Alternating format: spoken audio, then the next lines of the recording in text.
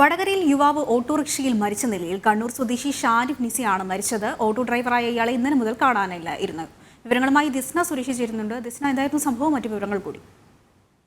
ആതിര, ഇന്നലെ മുതൽ ഓട്ടോറിക്ഷ ഡ്രൈവറായ കണ്ണൂർ സ്വദേശി ഷാനിഫ് നിസിയെ കാണുന്നില്ല എന്നൊരു പരാതി ഉണ്ടായിരുന്നു.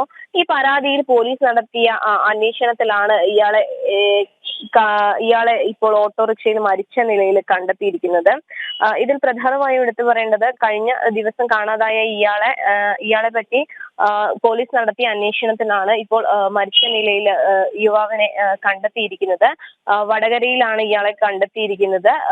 പ്രധാനമായും പോലീസ് പറയുന്നത് അമിത ലഹരി ഉപയോഗമാണ് മരണകാരണം എന്ന ഒരു പ്രാഥമിക നിഗമനത്തിലേക്കാണ് പോലീസ് ഇപ്പോൾ എത്തിച്ചേർന്നിരിക്കുന്നത്. കേസുമായി ബന്ധപ്പെട്ട കൂടുതൽ അന്വേഷണം നടന്നു വരികയാണ്. ആതിര.